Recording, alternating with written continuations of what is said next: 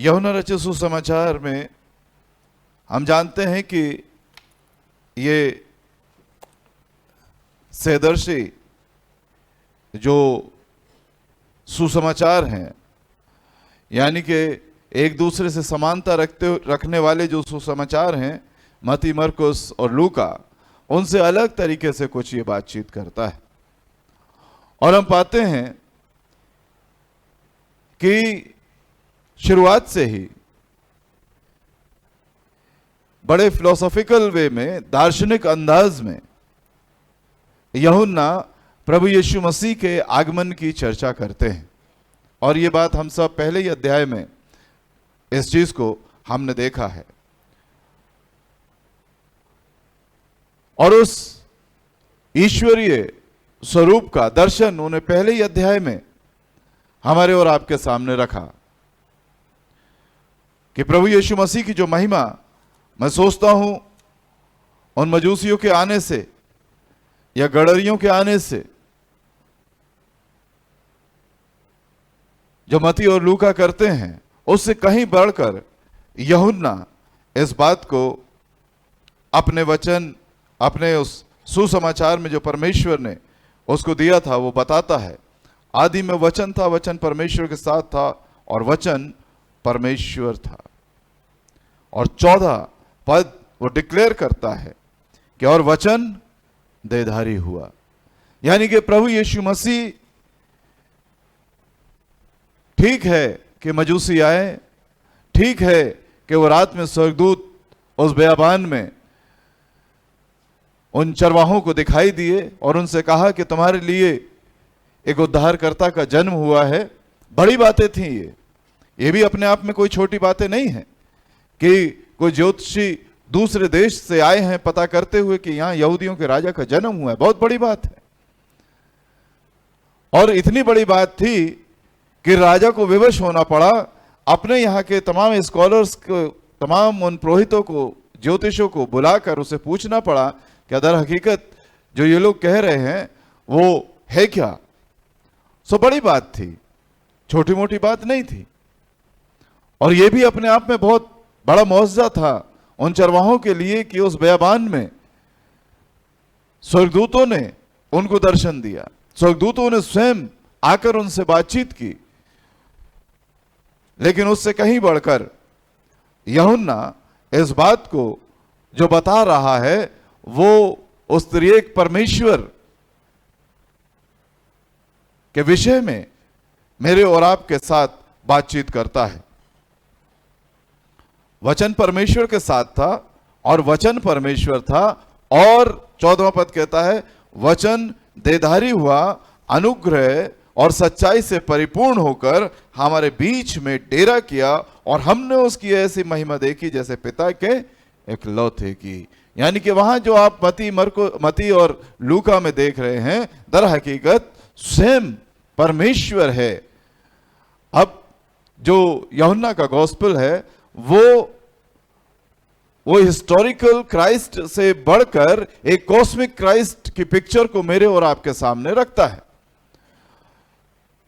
वो historic Christ को लोग जानते हैं, हम लोग जानते हैं, और अक्सर इसी हिस्टोरिक क्राइस्ट के विषय में ही ज्यादातर बात होती रहती है। यीशु मसीह कौन था तो हम बता देते हैं, नाजरत में, यरूशलेम में पैदा हुआ, तो वो हिस्टोरिक क्राइस्ट की बात है। लेकिन जो डीपर थियोलॉजी है, जो गहन धार्मिक अध्ययन है, वो यूहन्ना उसके ऊपर बातचीत करते हैं कि वो राजाओं का राजा या बहुत बड़े व्यक्तित्व का स्वामी तो है ही, लेकिन वो इस सारी सृष्टि का भी स्वामी है। और इसी कॉस्मिक क्राइस्ट की चर्चा करते हुए पौलुस भी कुलुस्सियों की पत्री में उस कॉस्मिक क्राइस्ट को मेरे और आपके सामने रखते हैं। ब्रह्मांडीय ईश्वर के दर्शन हमें प्रभु यीशु मसीह में मिलते हैं। वो तो अदृश्य परमेश्वर का प्रतिरूप और सारी सृष्टि में पहलौठा है। और यही बात यूहन्ना कर रहे हैं। और क्या कहते हैं? क्योंकि उसी में सारी वस्तुओं की सृष्टि हुई। यूहन्ना अपने दूसरे तीसरे पद में इस चीज में आगे बढ़ते हैं, और यही आदि में परमेश्वर के साथ था और सब कुछ उसी के द्वारा उत्पन्न हुआ। यही कुलुस्सियों यानी कि पौलुस ने जो अध्ययन किया यूहन्ना की बातों का, यूहन्ना के विषय में, कि यूहन्ना ने जो कुछ लिखा है उसको कैसे देखा और समझा जाए, तो वो इस पहले अध्याय को एक बार फिर से समीक्षा के रूप में और अपने अंडरस्टैंडिंग जो परमेश्वर ने अपनी आत्मा के द्वारा उसको समझाया था, उसने यहां पर हमारे सामने रखी। और क्या कहता है? क्योंकि उसी में सारी वस्तुओं की सृष्टि हुई, स्वर्ग की हो अथवा पृथ्वी की, देखी या अनदेखी, क्या सिंहासन, क्या प्रभुताएं, क्या प्रधानताएं, क्या अधिकार, क्या सारी वस्तुएं उसी के द्वारा और उसी के लिए सृजी गई। वही सब वस्तुएं प्रथम है और सब वस्तुएं उसी में स्थिर रहती हैं। वही देह अर्थात कलीसिया का सिर है, वही आदि है और मरे हुओं में से जी उठने वालों में पहलोटा, और सब बातों में वही प्रधान ठहरे। यानी कि सारी महिमा जो है वो प्रभु यीशु मसीह की है। सब कुछ उसी के द्वारा, सारी प्रधानताएं, सारी प्रभुताएं, जो कुछ इस संसार में हम देखते हैं, जो जड़वत है और जो सजीव है, लिविंग नॉन लिविंग, सब कुछ वो प्रभु यीशु मसीह के माध्यम से ही इस संसार में हमें दिखाई देता है। अब ऐसे विराट व्यक्तित्व का या ऐसे ब्रह्मांडीय ईश्वर के विषय में उसकी चर्चा जब यहां गतसमनी के बाग में यूहन्ना करते हैं, तो वो कुछ अलग तरह से उसकी व्याख्या करते हैं, कुछ अलग तरीके से उसके विषय में बातचीत करते हैं, उसके व्यक्तित्व का दर्शन देते हैं। और यहां लिखा है कि लोग आए, चौथे पद में यह हिस्सा जो बताता है कि वे सब,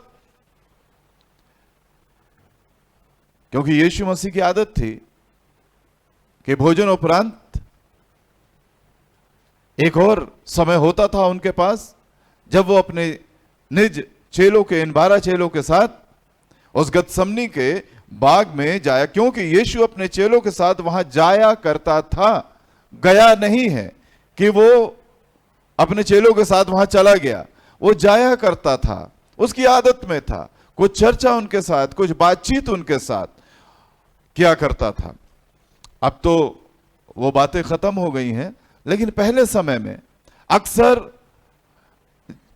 जो कॉलोनीज हुआ करती थी, कोई एक स्थान हुआ करता था कि रात के खाने के बाद बड़े लोग वहां एक जगह इकट्ठा हो जाते थे और वहां पर कुछ चर्चा चला करती थी, कुछ बातचीत चला करती थी, कभी कभी धार्मिक चर्चा चला करती थी। उनमें कोई ना कोई एक कहानीकार होता था जो कभी ना कभी एक कहानी शुरू कर दिया करता था, उस कहानी को सुनाया करता था।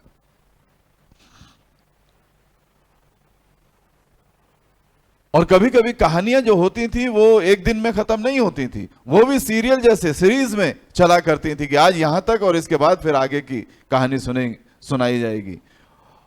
और ये इस दौर को खत्म होते होते हमने भी देखा है। अब तो खैर खत्म ही हो गया, लेकिन जब ये अपनी समाप्ति पर था, इस दौर को हमने भी देखा अपने बचपन में कि एक स्थान था। हम जब बरेली मिशन कैंपस में रहते थे, मुन्ना भैया जानते होंगे, जो नीलम सिस्टर हैं, इनके जो हस्बैंड है राजा, उनके नाना थे, मिश्री लाल नाम था उनका। और दूसरे कोने पर एक पहाड़ से आए हुए थे, उनका नाम हीरा लाल था, जो अल्मोड़ा से थे। और उनको बागवानी का बड़ा शौक था, इनको भी बड़ा शौक था।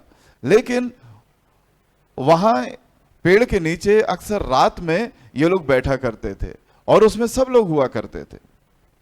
एक मुंशी जी थे, जिन्हें मुंशी जी कहते थे, वो भी आया करते थे। एक अली करके थे, मुझे याद है, मैं छोटा था लेकिन मुझे थोड़ी चीजें याद हैं। एक अली करके आते थे, वो चूड़ीदार पजामा और काली वो और टोपी लगा के, पता नहीं मुन्ना भैया को उनकी याद है कि नहीं है, लेकिन ये लोग वहां रात में बैठा करते थे और अक्सर लंबी चर्चा किया करते थे।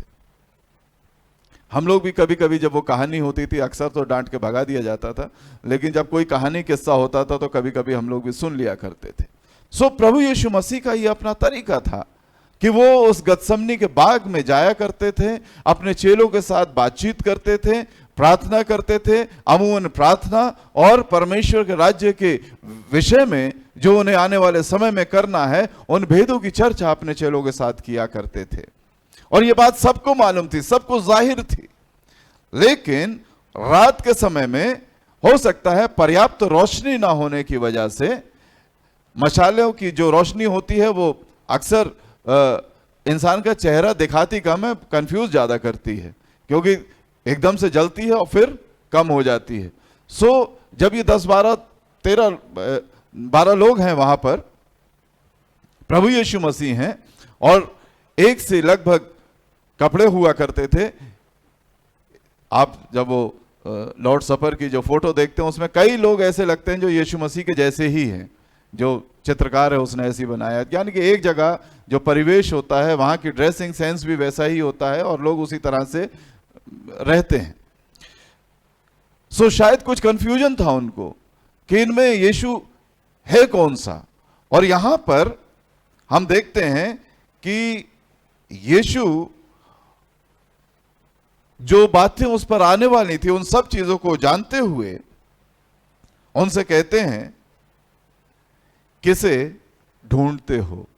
मालूम है कि ये मुझे ही पकड़ने आए हैं, मालूम है कि मेरी खोज में यहां तक पहुंचे हैं, उन्हें मालूम है कि अब वो घड़ी आ चुकी है। लेकिन यहां पर एक लीडरशिप प्रभु यीशु मसीह हमारे सामने रखते हैं। मुसीबत की घड़ी में वो पतरस को आगे नहीं भेजते हैं, यूहन्ना को आगे नहीं भेजते हैं, अंद्रयास को आगे नहीं भेजते हैं, फिलिप्पुस को आगे नहीं भेजते हैं, लेकिन खुद आगे चले जाते हैं। क्योंकि शायद उनके मन में यह भी हो कि अगर कोई इनसे कुछ कहने लगे तो कोई लड़ाई झगड़ा ना शुरू कर दे। और वो हुआ भी, जो उनकी शंका थी वो बाद में नीचे चल के हमें दिखाई भी देती है कि पतरस ने किस तरह से अपने गुरु को बचाने के लिए अपनी तलवार को निकाल लिया और वार भी कर दिया। रोकते रोकते उसने उस तलवार को चला दिया। ऐसा होता है, जो श्रद्धेय होता है हमारा, जिसके प्रति हमारी श्रद्धा होती है, अगर उसके ऊपर कोई अटैक होता है तो फिर लोग थोड़ा सा उत्तेजित हो जाते हैं। प्रभु यीशु मसीह शायद उस तरह की घटना को समझते हुए और ये जानते हुए कि भाई जब मुझे पकड़ना है तो चेलों को से कोई लेना देना नहीं है, मैं अपने आप को सरेंडर करता हूं और मैं तुम्हारे साथ चलता हूं। क्योंकि वो आए ही, उनका मिशन ही ये था। लोग समझ रहे थे कि हम बड़ी युक्ति के साथ आए हैं, हम बड़ी योजना बना के आए हैं, हमने बड़ी चतुराई के साथ ये सारा षड्यंत्र रच लिया है। दर हकीकत यीशु मसीह पहले ही बता चुके हैं, पहले ही सारी चीजों को डिक्लेरेशन, जब पतरस ने कहा था कि ये तेरे साथ नहीं होने पाएगा, तो वो कहते हैं झड़क के, क्या शैतान मुझसे दूर हो, क्योंकि तू परमेश्वर की नहीं परंतु मनुष्यों की बातों पर मन लगाता है। तो मेरा जो मिशन है वो कोई सांसारिक तरीके से वो मिशन नहीं है, मेरा मिशन फर्क है, मेरा जो आने का उद्देश्य है वो फर्क है। यीशु मसीह एक अच्छे लीडर की क्वालिटी को यहां पर रखते हैं। समस्या क्या है उसको सामने जाकर देखते हैं। आजकल के लीडर नहीं है कि स्पीच दे रहे हैं कहीं और लड़ाई करवा रहे हैं कहीं और, है हेट स्पीच आजकल चल रही है और वो वहां से बस बोलते हैं, लोगों के बीच में उसकी क्या प्रतिक्रिया होगी, लोग किस तरह से एक दूसरे के साथ पेश आएंगे। वो चाहते ही ये हैं कि आपस में लड़ें। प्रभु यीशु मसीह ये चाहते हैं कि लोग आपस में ना लड़ें। अगर मेरे से काम है तो मैं ही तुम्हारे सामने प्रस्तुत हूं, मेरे से जो काम है, जो बातचीत मुझसे करनी है, मैं तैयार हूं उस चीज के लिए। यह है अच्छी लीडरशिप, यह है अपने आप को आगे रखने के लिए एक अच्छे लीडर का गुण। किसे ढूंढते हो? उन्होंने उसको उत्तर दिया, यीशु नासरी को। ये रात का झुटपुटा है, अंधेरा है, उन मशालों में इतनी ताकत नहीं है, टॉर्च नहीं है, वो सर्च लाइट नहीं है कि अच्छे से चेहरा दिखाई दे। कुछ कंफ्यूजन है वहां पर, थोड़ी सी अफरा तफरी भी है चेलों में, शायद मूवमेंट ज्यादा वहां पर दिखाई दे रहा है। तो इस समय में वो पूछते हैं और वो कहते हैं किसे ढूंढते हो? उन्होंने उत्तर दिया, यीशु नासरी को, यीशु नासरी को। और यहां पर एक बड़ी घटना घटित होती है जो अहम है, जिसके लिए आज की शाम मैं और आप थोड़ा सा समय व्यतीत करेंगे। यीशु नासरी को यीशु ने उनसे कहा, मैं हूं, मैं हूं। और लिखा है 6ठे पद में, उसके ये कहते ही मैं हूं, वे पीछे हटकर भूमि पर गिर पड़े, झुक नहीं गए। उसके ये कहते, यीशु मसीह ने कोई धक्का नहीं दिया है, कोई उनको टच नहीं किया है, but the presence, very presence of God, ये यहां पर हमें दिखाई देती है।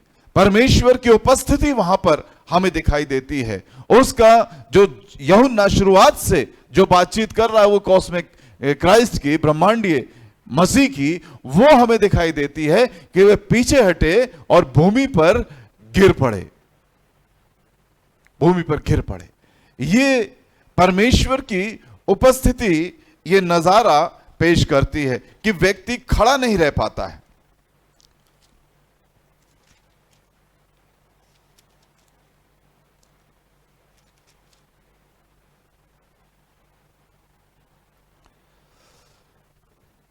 और जहां कहीं पर भी लोगों ने उसको मैं हूं के रूप में पहचाना, वे फिर खड़े नहीं रह पाए। लूका 5 अध्याय में हमें कुछ दिखाई देता है।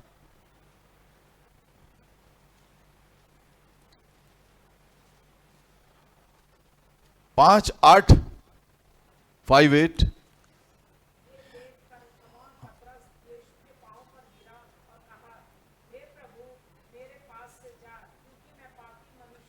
हे प्रभु मेरे पास से जा, क्योंकि मैं पापी मनुष्य हूं।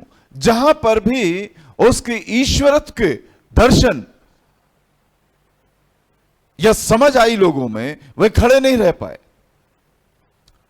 गिर पड़े, क्योंकि एहसास हो जाता है जैसे ही हम लाइट में आते हैं तो हमें सारी चीजें क्लियर हो जाती हैं।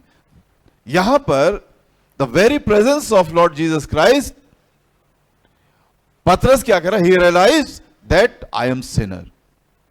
उसकी उपस्थिति, उसको वो कह नहीं रहा है कुछ कि तू कन्फेस कर, तूने पाप किया है, लेकिन ज्यों ही वो प्रभु की उपस्थिति में, जब हम परमेश्वर की उपस्थिति में आते हैं, तो आप और मैं इस बात को बेहतर तरीके से समझ सकते हैं कि जब हम अपनी आंखें बंद करके कभी प्रार्थना करते हैं और अपने पाप अपराध के लिए गिड़गिड़ाते हैं, तो हमें यह एहसास हो जाता है कि हमने गलती की है, हमसे कहीं ना कहीं कोई गलती हुई है, हमने जानबूझ के कोई गलती की है, हमने जानबूझ के ये गलत काम किया है।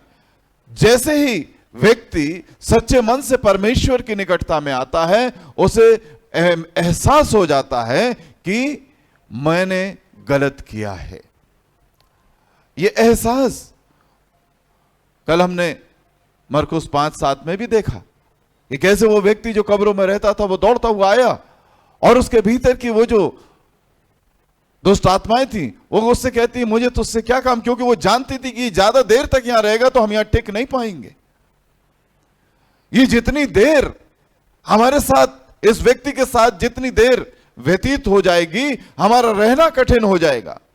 और ये बात मेरे को और आपको प्रेरित करती है, अगर हम अपने पापों से बचना चाहते हैं, अगर हम अपने भीतर की दुष्टता से बचना चाहते हैं, अगर हम अपने भीतर के उन तमाम षड्यंत्रों से बचना चाहते हैं, हमें ज्यादा से ज्यादा समय परमेश्वर के साथ व्यतीत करना चाहिए, ताकि वे सारी दुष्टताएं, वो सारे पाप, वो सारे अपराध मेरे और आपके अंदर चाहे जितने भी संख्या में हो, उन्हें छोड़कर जाना ही पड़ेगा।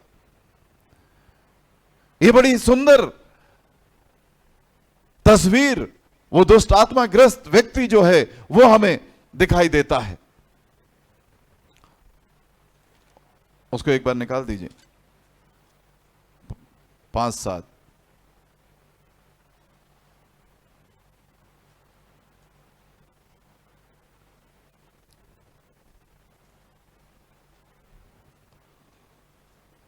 ऊंचे शब्द से चिल्लाकर कहा, हे यीशु परम प्रधान परमेश्वर के पुत्र, मुझे तुझसे क्या काम। मैं तुझे परमेश्वर की शपथ देता हूं कि मुझे पीड़ा ना दे, मुझे पीड़ा ना दे। हम पाप के इतने अभ्यस्त हो जाते हैं कि परमेश्वर की उपस्थिति हमें पीड़ा लगने लगती है।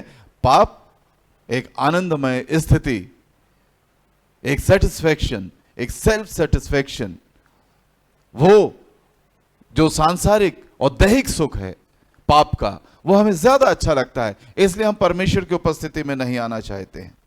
अब एक बड़ी बात हमें जो दिखाई देती है, ये कहती है कि मेरा नाम सेना है क्योंकि हम बहुत हैं, हजारों में हैं। कहीं कहीं पर 6000 का जिक्र किया गया है, हम हजारों में हैं। और वहां पर लिखा है कि स्वरों का झुंड जो कोई 2000 का था,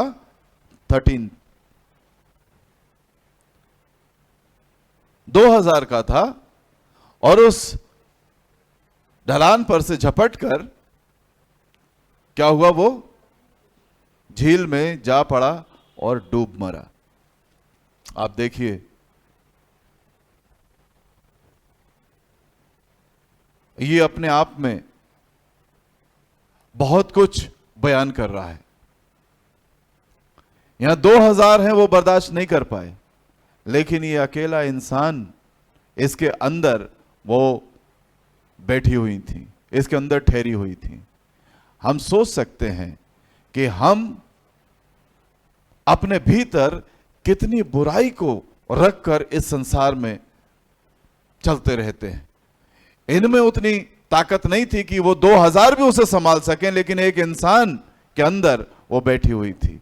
यानी कि हमें बड़ा सचेत रहना है, हमें परमेश्वर, और इसीलिए परमेश्वर की उपस्थिति जब वहां निरंतर बनी रही, वो उससे बातचीत करता रहा, तो लिखा है कि वो सचेत हो गया, उसने कपड़े पहने, वो अपने लोगों के बीच में जाकर बैठ गया।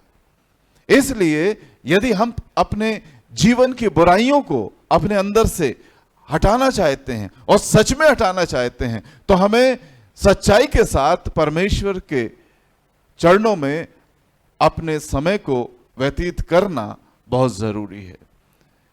जब भी हम बैठें वचन को लेके, तो सरसरी नजर से ना पढ़े, उसे समझने की कोशिश करें कि परमेश्वर हमसे कह क्या रहा है। हर एक शब्द हमसे बातचीत करता, और इसीलिए परमेश्वर का जीवता वचन इसको कहा जाता है। उसने कहा मैं हूं, और ये 2 जगह हमें दिखाई देती हैं कि जैसे ही उस ईश्वरत्व के दर्शन होते हैं, ये उसके सामने झुक जाते हैं। इस 18वें अध्याय में वो कहता है मैं हूं, और वे पीछे हटकर गिर गए। परमेश्वर अपने आप को व्यक्त इसलिए नहीं कर रहा है कि मेरे को और आपको नुकसान पहुंचाए, उसका इरादा यह नहीं है। वो कभी भी इस तरह से अपने आप को मेरे और आपके सामने कि मैं ईश्वर हूं, मैं परमेश्वर हूं, और हमारा नुकसान हो जाए, नहीं। वो जब अपने आप को प्रकट करता है, जब उसका प्रगटीकरण होता है, तो वो कुछ समझाने के लिए, कुछ बताने के लिए, ताकि मैं उसको और बेहतर रीति से समझ सकूं। 28 जेनेसिस 28:13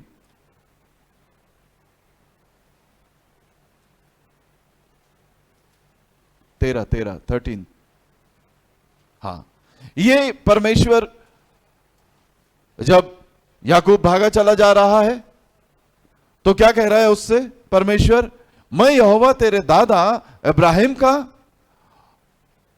परमेश्वर और इसहाक यानी तेरे पिता का भी परमेश्वर हूं।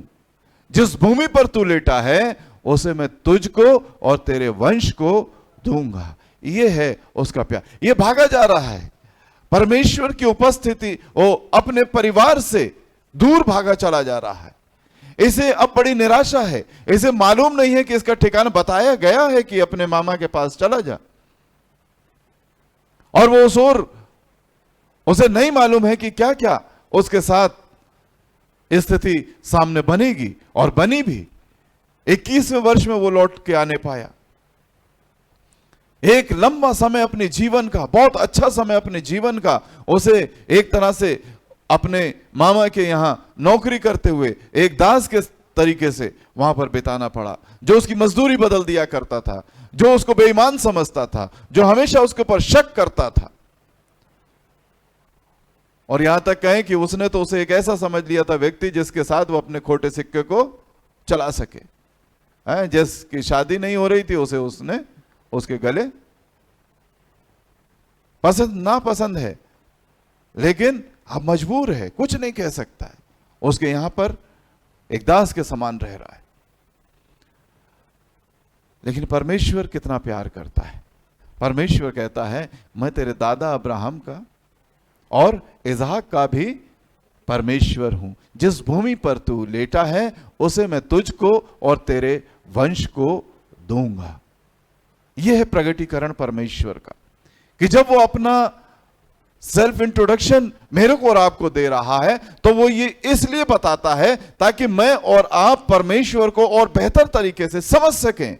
वो जो यीशु नासरी है उसे हम मिल, तो वो कहता मैं हूं। उन्हें समझना चाहिए था, वो सामर्थ्य जो उस समय वहां पर आई वे पीछे हटे और गिर पड़े, तो उसी समय उन्हें समझ लेना चाहिए था कि ये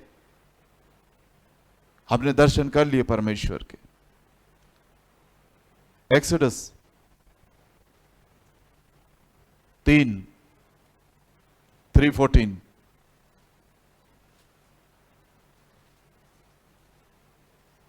उसने कहा कि मैं क्या कहूं, तू कौन है, किस नाम से उनको बताऊं।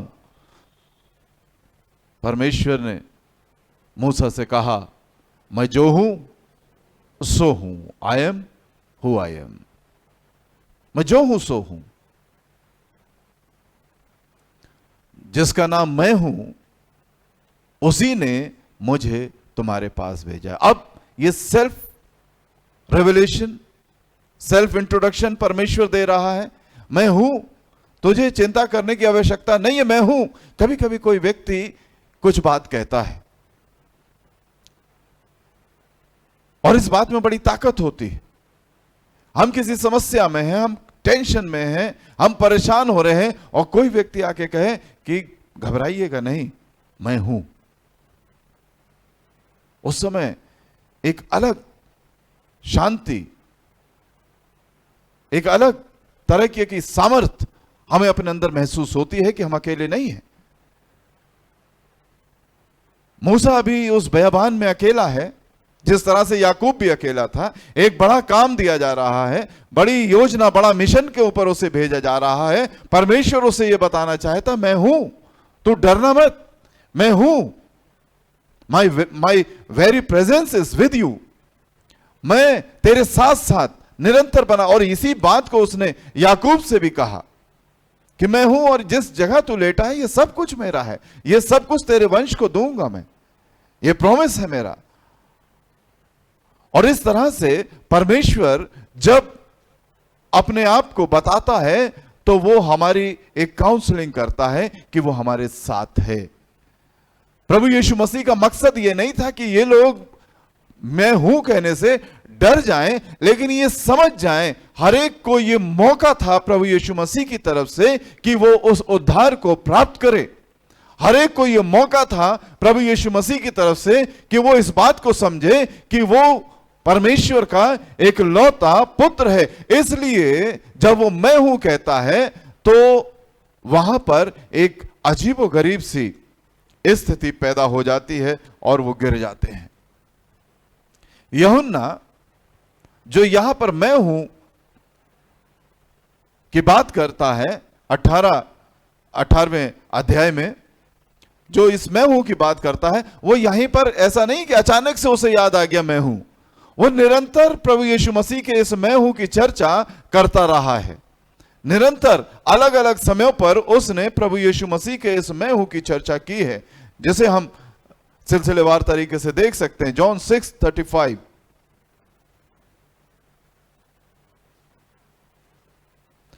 जीवन की रोटी मैं हूं, I am the bread of life. इंसान इस संसार में अपने जीवन के लिए बहुत कुछ सोचता है कि कैसे ये जीवन आगे बढ़ेगा। तो प्रभु यीशु मसीह इस बात को बताना चाहते हैं कि जीवन की रोटी मैं हूं, जो मेरे पास आता है वो कभी भूखा ना होगा, और जो मुझ पर विश्वास करता है वो कभी प्यासा ना होगा। जो मुझ पर विश्वास करता है। और इसीलिए इन तमाम परेशानियों के बीच में, अभी सिस्टर ने कहा कि ये 3 वेव्स निकल गई और हमें परमेश्वर ने रखा है, तो इसका अर्थ यह नहीं है कि हमने बहुत धार्मिकता के काम किए हैं, हम औरों से बहुत बेहतर हैं, हमारी जिंदगी में कोई हमने गलत काम कभी किया ही नहीं है। ये out and out grace of Lord Jesus Christ, जिसे हम कहते हैं कि प्रभु यीशु मसीह का वो अनुग्रह है जिसके तहत मैं और आप यहां पर बैठे हैं। वो भूखा ना होगा, और जो मुझ पर विश्वास करता है वो प्यासा ना होगा। उस अनुग्रह के तहत मैंने और आपने इस जीवन को प्राप्त किया है। इसलिए यूहन्ना लगातार इस मैं हूं का जिक्र करते रहे हैं। 8:12,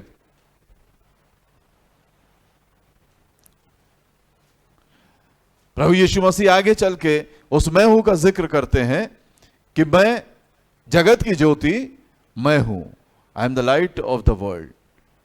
और उसके साथ बड़ी सुंदर बात जो नीचे लिखी है कि हम सब इस संसार में अपनी अपनी दौड़ रहे हैं, लेकिन जो प्रभु यीशु मसीह के पीछे हो लेगा वो अंधकार में ना चलेगा। कभी कभी बड़ी निराशा के साथ कहते हैं आप तो बड़ी जीवन जो है ऐसे ही बड़ा उथल पुथल से भरा हुआ है, कैसे आगे का समय व्यतीत होगा, कैसे आगे हम बढ़ेंगे, अब तो बड़ा परेशानी है। लेकिन प्रभु यीशु मसीह आश्वासन देना चाहते हैं और ये कह रहे हैं, ये डिक्लेरेशन है। जब कोई डिक्लेयर करता है तो वो उसकी रिस्पॉन्सिबिलिटी लेता है। आपने देखा होगा कि जब इलेक्शन होते हैं तो मैनिफेस्टोज उनके आते हैं, घोषणा पत्र आते हैं, हम ये करेंगे। वो बात अलग है कि सांसारिक रूप से जो लोग हैं वो मैनिफेस्टो जो होता है, उनका जो घोषणा पत्र होते हैं, उसमें से शायद ही इक्का दुक्का कोई बात पूरी होती हो, वरना वो चुनावी वायदे होते हैं, उनका अपना तरीका है। लेकिन यीशु मसीह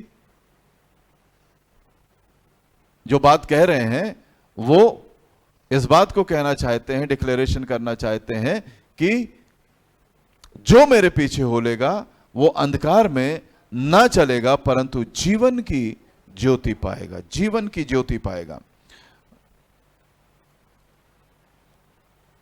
गिनती की किताब नंबर्स 19वां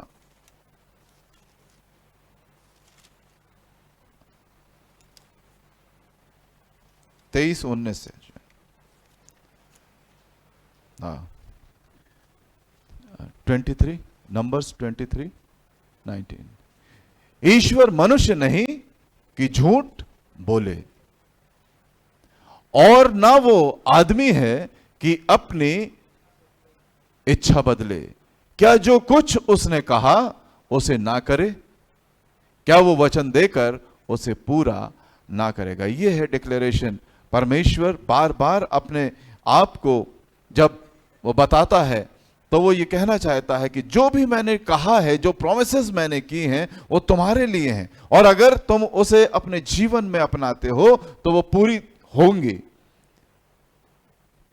वो मनुष्य नहीं कि झूठ बोले, और ना वो आदमी है कि अपनी इच्छा बदले। हमारा मन बदलता रहता है ना। कभी कभी शाम के समय कह देते हैं, अरे भाई अब खाने की इच्छा नहीं हो रही, लेकिन जहां 2 घंटे निकले फिर कहते हैं थोड़ी भूख सी महसूस हो रही है। इच्छा बदल जाती है, मन बदल जाता है। इंसान है, क्या करें, मन बदल जाता है। हमारे घर में होता है अक्सर, बच्चे कभी कह देते हैं नहीं अब इच्छा नहीं कि शाम को मैगी खा ली अब फिर, लेकिन रात में जहाँ 10 बजे मम्मी रोटी रखी है, तो मम्मी को मालूम रहता है कि रोटी रख देना है, थोड़ी सी 2-4 रोटी एक्स्ट्रा, हाँ रखी है, भूख लगने लगी। तो हमारे मन बदलते रहते हैं, हमारे तौर तरीके बदलते रहते हैं। हम इंसान से प्रॉमिस करते हैं, हम इंसान से कहते हैं ऐसा होगा, हम इंसान को बताते हैं ऐसा होगा, लेकिन और इसलिए परमेश्वर जानता है। 10वें अध्याय में 2 प्रॉमिस, 2 बातें और परमेश्वर प्रभु यीशु मसीह कहते हैं। 7 यूहन्ना जॉन 10:7, मैं तुमसे सच सच कहता हूं कि भेड़ों का द्वार मैं हूं, भेड़ों का द्वार मैं हूं। ये बड़ी इंटरेस्टिंग स्टोरी है। मैंने आपको मालूम होगा कि जब चरवाहे रात में भेड़ों को लेके आते थे तो वो क्या करते थे? क्यों कह रहे हैं प्रभु यीशु मसीह भेड़ों का द्वार मैं हूं? क्योंकि हर भेड़ को वो चरवाहा जो है वो टच करता जाता है और वो एक छोटा सा दरवाजा होता है उस भेड़शाला के लिए जो अंदर से खुली होती है, और उसके अंदर वो जाती है, और जितनी उसके अंदर चली जाती हैं वो मान लीजिए कि वो सुरक्षित हो गई।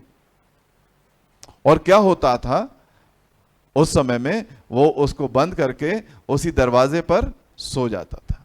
क्यों? ताकि कोई जानवर आकर कहीं किसी तरह से उस दरवाजे को खोल ना ले। जो चरवाहा होता था वो उस बाड़े में लेकर उस दरवाजे के साथ अपनी चटाई बिछा के या कुछ इंतजाम करता होगा लकड़ी का कुछ थोड़ा सा ऊपर रहने के लिए, वो बिल्कुल दरवाजे से सट के लेटता था ताकि वो सुरक्षित रहे। प्रभु यीशु मसीह ने तो इससे बढ़कर किया, उस सलीब के ऊपर वो लेट गया ताकि मैं और आप जीवन पाएं। 10:10 में यही लिखा है, यूहन्ना 10:10 में, मैं आया हूं कि वे जीवन पाएं और किस तरह से हमने जीवन? चरवाहा तो लेटा और वो रात बिता के उठ जाएगा, उतनी कठिनाई नहीं है। और जब वो जंगली जानवर आते थे तो उनको ये मौका नहीं है कि वो दरवाजे को खोलकर उसके अंदर घुस जाएं। प्रभु यीशु मसीह ने तो सलीब के ऊपर लेटकर मेरे को और आपको वो अनंत जीवन दिया है। ये चरवाहे इस तरह से अपने भेड़ों की रखवाली करते थे। 11वां पद इसी का 11, अच्छा चरवाहा द्वार मैं हूं। हाँ, वो कहता है द्वार मैं हूं और फिर कहता है अच्छा चरवाहा मैं हूं। इन दोनों चीजों को वो जो मैंने बताया अभी एक दूसरे के साथ ये रिलेशन है कि उस दरवाजे के ऊपर अच्छा चरवाहा लेट जाता है। और क्या होता है? अगर कभी कोई बड़ा जानवर आया तो कभी कभी ऐसा होता है कि वो जरा ज्यादा हिंसक है तो वो चरवाहे को उसके साथ लड़ाई भी करना पड़ती थी और कभी कभी उसको गंभीर चोट आती थी और वो मर भी जाता था।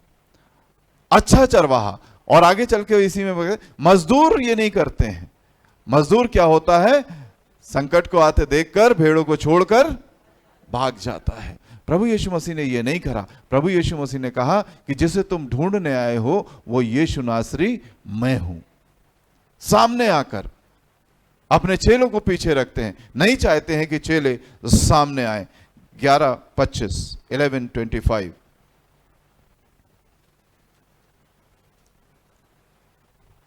इसी का। हाँ हाँ, I am the resurrection and life. हाँ, मैं हूं, बस पुनरुत्थान और जीवन मैं हूं। जब बहुत ज्यादा व्याकुलता में थी दोनों बहनें, लाजर खत्म हो गया था, प्रभु यीशु मसीह को यह डिक्लेयर करना पड़ा कि रो मत, घबराओ मत, क्योंकि पुनरुत्थान, जो कि यहूदी विश्वास करते थे, पुनरुत्थान और जीवन मैं हूं, तुम्हें घबराने की आवश्यकता नहीं है। और उसकी बहन कहती, हम जानते हैं कि एक दिन वो जी उठेगा। प्रभु यीशु मसीह कहते हैं एक दिन नहीं, अगर तू विश्वास रखेगी तो परमेश्वर की महिमा को देखेगी। और इसलिए प्रभु यीशु मसीह ने वहीं पर पुनरुत्थान और जीवन मैं हूं, इन दोनों चीजों को लाजर के जीवन में पूरा किया। लाजर के जीवन में पूरा किया, आवाज दी और लाजर अपनी कब्र से बाहर आ गया। पुनरुत्थान और जीवन मैं हूं, यह अधिकार प्रभु यीशु मसीह के पास है। मैं हूं। आगे चलें 14 और 6, 14:6। यीशु ने उनसे कहा, मार्ग और सत्य और जीवन मैं हूं। I am the way and the truth and the life. वो मार्ग मैं हूं और सत्यता का मार्ग मैं हूं। इसलिए जो व्यक्ति सच्चाई के साथ आगे बढ़ता है, मुझ पर विश्वास करते हुए आगे बढ़ता है, तब वो कहता है कि जीवन मैं ही हूं, तब वो जीवन को प्राप्त करता है। बिना मेरे द्वारा कोई पिता के पास नहीं पहुंच सकता। यानी कि हमें अगर उस परमेश्वर की निकटता में आना है तो हमें प्रभु यीशु मसीह रूपी मार्ग पर उस सच्चाई को पकड़े, जो प्रभु यीशु मसीह कहते हैं कि सत्य को जानो, सत्य तुम्हें स्वतंत्र करेगा। तो हम उस सच्चाई को जानकर स्वतंत्रता के साथ उस जीवन में प्रवेश करते हैं। और ये सारी चीजें प्रभु यीशु मसीह में निहित हैं। वही डिक्लेरेशंस हैं, ये सारे जो मैनिफेस्टो प्रभु यीशु मसीह के हैं कि ये मैं हूं। अगर मुझे जानना है, प्रभु यीशु मसीह को जानना है, तो यूहन्ना इन 7 वक्तव्यों में उसका प्रगटीकरण करते हैं। और अंतिम बात जो वो कहते हैं 15:1 में, I am the true wine, सच्ची दाखलता मैं हूं। और इस सच्ची दाखलता में एक दावत है कि और एक मेरे और आपके लिए एक काम है जो मुझे करना है। वो जीवन को मेरे को इस तरह से जीना है कि मैं प्रभु यीशु मसीह में लिपटा रहूं, प्रभु यीशु मसीह में बना रहूं, ताकि उसके फल मेरे और आपके जीवन में दिखाई दें। सच्ची दाखलता मैं हूं। और दावत तो मैंने इसलिए कहा कि मैं 2 दिन से एक बात के ऊपर विचार कर रहा हूं, बातचीत कर रहा हूं आप लोग के साथ 11वें अध्याय की, कि हम तो जंगली जलपाई थे, लेकिन उस चिकनी जैतून की जलपाई में परमेश्वर ने हमें लाकर साँट दिया। हम इस सच्ची दाखलता का हिस्सा नहीं रहे, लेकिन परमेश्वर ने हमें वो प्रिविलेज दिया, परमेश्वर ने हमें वो सौभाग्य दिया, ताकि हम इस सच्ची दाखलता की एक डाली होकर उन फलों को इस संसार में प्रदर्शित करें जो परमेश्वर मेरे से और आपसे चाहता है। और फल हम सब जानते हैं, गलातियों 5:22 में हमें वो दिखाई देते हैं। आत्मा का फल है वो 7, वो जो प्रगटीकरण है उन फलों का, वो वहां पर हमें दिखाई देता है। और इस तरह से क्या मैं और आप जो इस 18वें अध्याय में प्रभु यीशु मसीह ने कहा उनसे कि मैं हूं, रिएक्शन ये हुआ कि वो गिर गए, लेकिन रियलाइजेशन नहीं हुआ। उन्होंने इस चीज को रियलाइज नहीं किया। रिएक्शन तो हो गया, लेकिन उन्होंने रियलाइज नहीं किया। हम परमेश्वर से बहुत कुछ मांगते हैं, परमेश्वर अपनी तरफ से बहुत कुछ करता है, बार बार वो अपने होने का प्रमाण देता है। मेरे और आपके जीवन में ना मालूम कितनी बार हमने अपनी मुसीबतों में उस परमेश्वर से प्रार्थना की, गिड़गिड़ाए, और हमारी वो समस्या चली गई, खत्म हो गई हमारे जीवन से।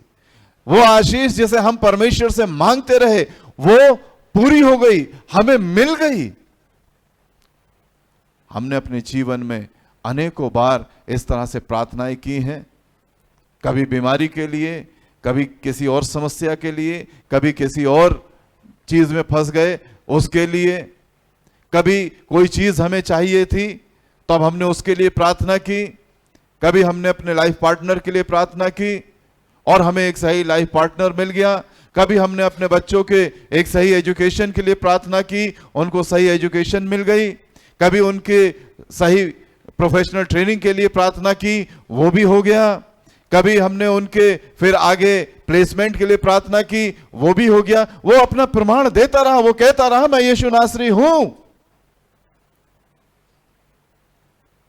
उसकी ओर से तो जिस रिएक्शन को हम चाहते थे वो होता रहा, लेकिन हमारे भीतर कभी भी रियलाइजेशन नहीं हुआ कि वो परमेश्वर है और हमें उसके साथ चलना है। इन्होंने क्या किया?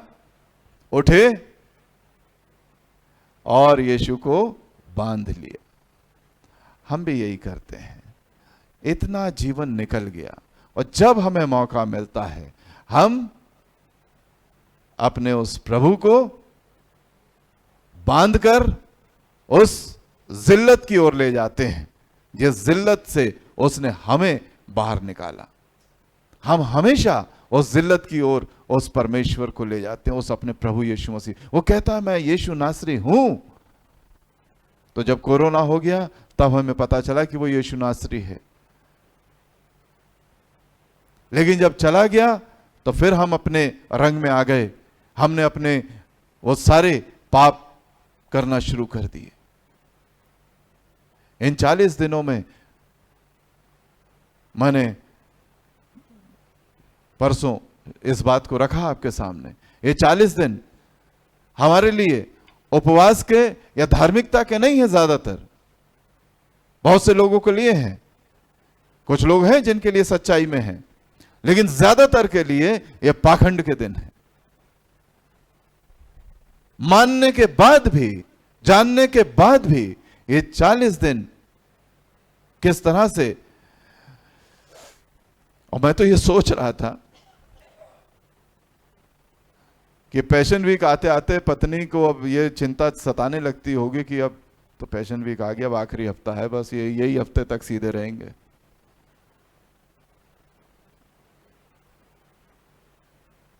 पड़ोसी भी शायद इसी इंतजार में है कि अब ये पैशन वीक आ गया, अब तो 4-6 दिन रह गए, अब फिर बवाल कटेगा। तो ये 40 दिन तो सिवाय पाखंड के और क्या हुआ कि 41 दिन में दरवाजा तोड़ के भाग खड़े हुए। परमेश्वर ने उन्हें कहा मैं यीशु नासरी हूं। अरे जब गिर ही गए थे तो अच्छे से झुक जाते, अच्छे से स्वीकार कर लेते, अच्छे से मान लेते। उस ईश्वरत के जब दर्शन हो ही गए थे, उस सामर्थ्य के जब दर्शन हो ही गए थे, जब हम बीमारी से बच ही गए, जब हमारे बच्चे अच्छे एजुकेशन प्राप्त कर ही लिए, जब आगे बढ़ ही गए, जब हमें अच्छा प्लेसमेंट मिल गया, जब हमें अच्छा लाइफ पार्टनर मिल गया, तो हमें उसे स्वीकार कर लेने में बुराई क्या थी। लेकिन उसके बावजूद वे उठे और यीशु मसीह को बांध लिया बेइज्जत करने के लिए। हम जब अपनी उन समस्याओं से निकल आते हैं तो फिर बेइज्जत करने के लिए प्रभु यीशु मसीह के ऊपर लांछन और आरोप लगाने के लिए अपने जीवनों और कामों से फिर तैयार हो जाते हैं। उसने अपना परिचय दिया कि ये भूमि मेरी है, ये तेरे वंश को दूंगा। उसने अपना परिचय दिया मूसा को कि मैं तेरे साथ साथ रहूंगा और उस प्रॉमिस लैंड में ले जाऊंगा। अरे वो तो अपना परिचय दे रहा है इसलिए ताकि मैं सांसारिक रूप से आशीषित हो जाऊं, आगे बढ़ जाऊं, उस प्रॉमिस लैंड में चला जाऊं, उस स्वर्ग देश में चला जाऊं। वो अपना परिचय इसलिए दे रहा है और हम उसके उस परिचय को बार बार देखने के बावजूद अपनी ढिठाई में कायम है। प्रभु रहम करे हमारे ऊपर, हमारी जिंदगियों के ऊपर। दुआ मांगे।